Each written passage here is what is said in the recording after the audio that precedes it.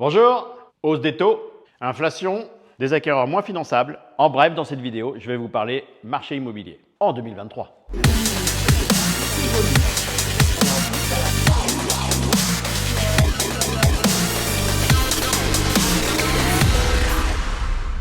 Avant de vous parler de ce qui va se passer en 2023, revenons sur ce qui s'est passé en 2022.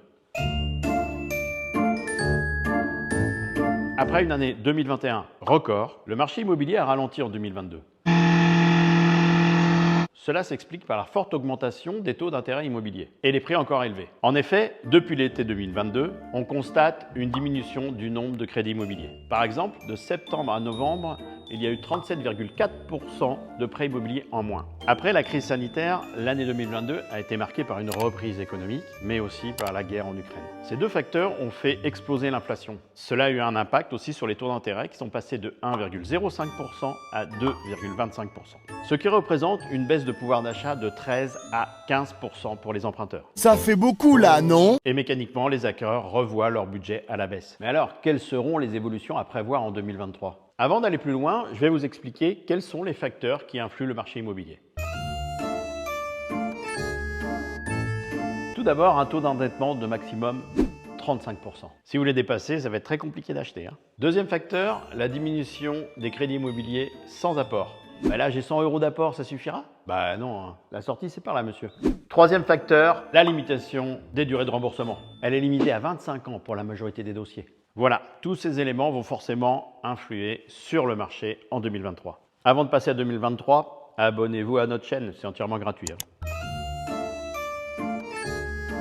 Selon la Fédération nationale de l'immobilier, la baisse estimée du nombre de biens vendus en 2023 sera environ de 10%, ce qui représente à peu près 950 000 à 1 million de ventes sur l'année, au lieu des 1 100 000 de l'année dernière. Rassurez-vous, 1 million de ventes restera quand même dans les meilleures années depuis au moins 20 ans. Du côté du marché locatif, la situation était déjà tendue. Si je te dis que t'es tendu, t'es tendu. C'est pas entendu, je suis pas tendu. Elle pourrait même empirer, car les candidats à la location devraient être de plus en plus nombreux, alors que le marché locatif doit déjà faire face à une pénurie de biens. Malgré les incertitudes du marché, j'ai quand même une bonne nouvelle. Selon une étude réalisée par la FNAIM, l'immobilier reste une valeur refuge. Ça te dérange pas si je reste dormir ce soir du coup?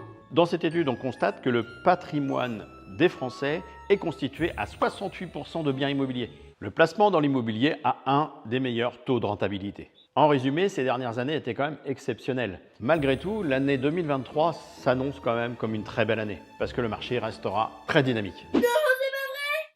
Mais c'est super!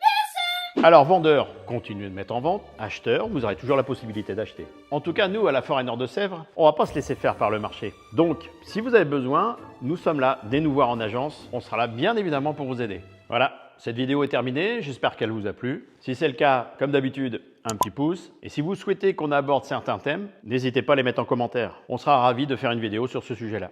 Merci, à bientôt.